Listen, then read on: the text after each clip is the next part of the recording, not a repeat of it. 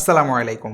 আমি রাতুল আছি আপনাদের সাথে এবং ভিভো অফিসিয়ালি বাংলাদেশে লঞ্চ করলো তাদের ভি সিরিজের আরও দুটো স্মার্টফোন। একটি ভিভো V27 এবং অন্যটি আমাদের আজকের ভিডিওতে থাকা এই V27e। তো আজকে চলুন আপনাদেরকে একটা আইডিয়া দেওয়া যাক যে আসলে এই ডিভাইসটা কী কী স্পেক্স অফার করছে এবং ইনিশিয়ালি আমার কাছে ডিভাইসটা কেমন লাগলো।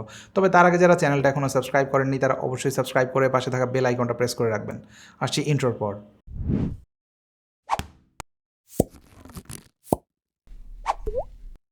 তো এই হলো ভিভো V27 এর বক্স এবং এটা যে ভেরিয়েন্টে বাংলাদেশে লঞ্চ হচ্ছে সেটি 8/256 GB ভেরিয়েন্ট এবং এটার মূল্য নির্ধারণ করা হয়েছে 32,999 টাকা বা 33,000 টাকা। এনিওয়ে চলুন বক্সটা ওপেন করে ফেলা যাক। তো বক্স ওপেন করে প্রথমে আপনারা পাচ্ছেন V27e ডিভাইসটা, যেটা আপাতত সাইডে রেখে দিচ্ছি। দেন আমরা পাচ্ছি একটি সিলিকন কেস এবং কিছু পেপার ওয়ার্ক। এর পরের কম্পার্টমেন্টে হ্যাজ অলওয়েজ রয়েছে একটি USB type A to type C cable এবং এই 66 ওয়াটের চার্জিং ব্রেক। তো সাথে সাথে সিলিকন কেস সেটা বেশ ভালো মানেরই মনে হয়েছে এবং আপনারা চাইলে মাইক্রো স্ক্র্যাচ থেকে বাঁচাতে এটা ব্যবহার করতে পারেন আপনার ফোনের সাথে। তো এবার যদি ফোনে চলে আসি, এই ফোনটার ডিজাইন আমার কাছে বেশ এলিগেন্ট এবং খুবই সফিস্টিকেটেড লেগেছে সত্যি বলতে। এবং আপনি যদি খুব বেশি ফ্ল্যাশি কালার পছন্দ না করে থাকেন তাহলে আমার যে রিভিউ এটার কালার গ্লোরি ব্ল্যাক এটা আপনার বেশি পছন্দ হবে। বাট আপনি যদি একটু ফ্ল্যাশি কালার পছন্দ করেন সেই ক্ষেত্রে এটার একটা ভেরিয়েন্ট রয়েছে যেটা ল্যাভেন্ডার পার্পল, আপনি চাইলে সেটাও চুজ করতে পারেন। তো ডিজাইন ওয়াইজ এটা একেবারেই বক্সের শেপের একটা ফোন, শুধুমাত্র এই কর্নার ছাড়া কোথাও খুব বেশি রাউন্ড শেপ আপনি পাবেন না ফোনটাতে, যেটা আমরা এখনকার বেশিরভাগ ফ্ল্যাগশিপ ফোনগুলোতেও দেখছি। এছাড়া ইনিশিয়ালি আমার কাছে বাটন লেআউট এবং আদার্স যে পোর্ট সব কিছুই বেশ ভালো মনে হয়েছে।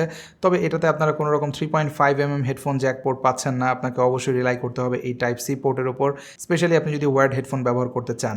তাছাড়া এর পাশে আপনারা পেয়ে যাবেন সিম ট্রে, যেখানে আপনারা হাইব্রিড স্লট পাচ্ছেন, অর্থাৎ আপনারা দুইটা ন্যানো সিম ব্যবহার করতে পারবেন অথবা একটি মাইক্রো এসডি কার্ড এবং একটি ন্যানো সিম ব্যবহার করতে পারবেন। এরপর আমরা যদি রেয়ারে চলে আসি, এখানে কিন্তু বেশ কিছু ইন্টারেস্টিং জিনিস রয়েছে।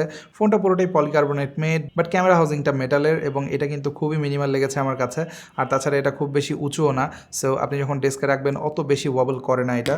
তবে এখানে রয়েছে ফোনটাতে আমার পার্সোনাল সব থেকে ফেভারিট পার্ট, তা হলো এর ক্যামেরা। প্রাইমারি 64 মেগাপিক্সেলের ওএস ক্যামেরা আপনারা এখানে পাচ্ছেন, যেটা দিয়ে আমি ইনিশিয়ালি বেশ কিছু ছবি তুলেছি আউটডোরে এবং ইনডোরে, এবং আমার কাছে যেটা মনে হয়েছে এটার রেজাল্ট অ্যাকচুয়ালি খুবই ভালো। ছবিগুলোতে এনাফ ডিটেল থাকে এবং কালার রিপ্রোডাকশনও খুবই ন্যাচারাল থাকে। ইভেন ডাইনামিক রেঞ্জও আমি বেশ ওয়াইডার পেয়েছি বিভিন্ন সার্কামস্ট্যান্সেসে। তবে আপনি যদি একেবারে ডার্কার কন্ডিশনে ছবি তুলে থাকেন সেই ক্ষেত্রে আপনাকে হেল্প করবে এর ব্র্যান্ড নিউ অরা লাইট। এটা কিন্তু টিপিক্যাল ফোনগুলোতে আমরা যেরকম পাই ফ্ল্যাশ লাইট সেরকম না। আপনারা যারা শর্টস ভিডিও বানান বা টিকটকে ভিডিও বানান তারা হয়তো এই জিনিসটার সাথে আরও বেশি পরিচিত। রিং লাইট, এটা একটা ন্যানো সাইজের রিং লাইট আপনারা বলতে পারেন, এবং এটা ন্যানো সাইজের হলেও এটা কিন্তু বেশ কার্যকরী মনে হয়েছে আমার কাছে, যেমনটা আপনারা এই রেজাল্টে দেখতে পাচ্ছেন। ওভারঅল একটা ব্যালেন্সড লাইট ফেলে সাবজেক্টে, যার কারণে ওভারঅল সাবজেক্টটা বেশ চমৎকারভাবে হাইলাইট হয় এবং ইভেনলি লিট আপ হয়। তাছাড়া লো লাইট, আপনারা জানেন ফোনগুলোর যে ক্যামেরা সেটা শাটার স্পিড কিছুটা স্লো হয়ে যায়, স্পেশালি যখন আপনি নাইট মোডে ছবি তুলবেন। সেই ক্ষেত্রে কিন্তু এটাতে রয়েছে ওআইএস, সো আপনার হাত কিছুটা কাঁপলেও এটা ছবি কিন্তু খুবই স্টেবল তোলে এবং তখন আপনার খুব একটা শেকি ছবি বা ব্লারি ছবি আপনি পাবেন না। সো ইনিশিয়ালি আমি যতক্ষণ ক্যামেরা ব্যবহার করেছি আমার কাছে বেশ ভালো লেগেছে। ইভেন ফ্রন্টের যে 32 মেগাপিক্সেলের ক্যামেরা এটাও আমাকে বেশ ওয়েল ডিটেল ছবি দিয়েছে এবং কালার রিপ্রোডাকশন স্কিন টোনের ক্ষেত্রে খুবই ভালো থাকে। তাছাড়া এতে বেশ কিছু স্টাইল ফিল্টার রয়েছে যেগুলো দিয়ে আপনারা বিভিন্ন ভাইব ক্রিয়েট করতে পারবেন, যেমন এই ছবিটা কিছুটা ফিল্ম লুক দিচ্ছে। সো আপনি যদি পরবর্তীতে আপনার সেলফিগুলো এডিট করতে না চান আপনি এই ফিল্টারগুলোতে ছবি তুলতে পারেন এবং ওয়ান ক্লিকে আপলোড করতে পারেন। সো ওভারঅল ক্যামেরাতে আমি টোটালি স্যাটিসফাইড এই V27e-তে, বাট এটার যেই প্রাইসে রিলিজ হয়েছে আমার মনে হয় সাথে একটা ওয়াইড অ্যাঙ্গেল ক্যামেরা থাকলে অবশ্যই ভালো হতো।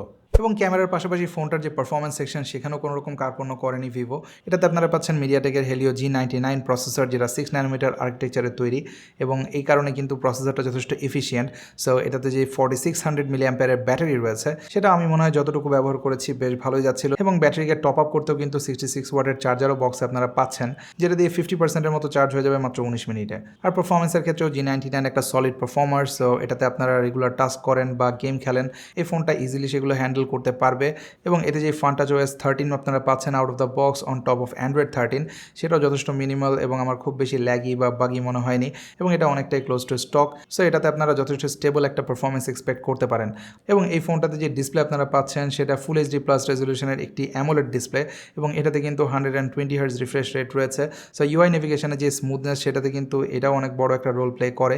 তাই আপনি যখন মেনু নেভিগেট করবেন বা সোশ্যাল মিডিয়া ব্রাউজ করবেন আই এম প্রিটি শিওর এই ফোন আপনাকে একেবারে বাটারি স্মুথ একটা এক্সপিরিয়েন্স প্রোভাইড করবে। আর যেহেতু অ্যামোলেড ডিসপ্লেসেও এটাতে আপনারা ট্রু ব্ল্যাক পাচ্ছেন এবং কালারও খুব পপ আপ করে, যার কারণে ওভারঅল যে কোনো কন্টেন্ট কিন্তু এটাতে দেখতে বেশ ভালো লাগে। তো সব মিলিয়ে ভিভো V27eটা আমার কাছে বেশ প্রমিসিং একটা ডিভাইস বলেই মনে হয়েছে 33,000 টাকা বাজেট রেঞ্জে। যদিও ক্যামেরা সেকশনে আমি একটা ওয়াইড অ্যাঙ্গেল লেন্স মিস করেছি, but other than that mostly এই ফোনটা বেশ ভালো স্পেক্স অফার করছে।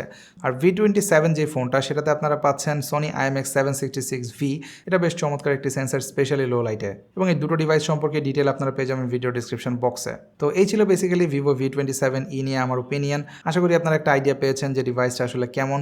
তো ভিডিওটা ভালো লাগলে অবশ্যই চ্যানেলটা সাবস্ক্রাইব করে রাখবেন, ভালো না লাগলে কেন লাগেনি সেটাও কমেন্ট সেকশনে জানাতে পারেন। আর আমি খুব শীঘ্রই হাজির হয়ে যাব নতুন কোনো ভিডিওতে। সে পর্যন্ত সবাই অনেক অনেক ভালো থাকবেন, সুস্থ থাকবেন। আল্লাহ হাফেজ।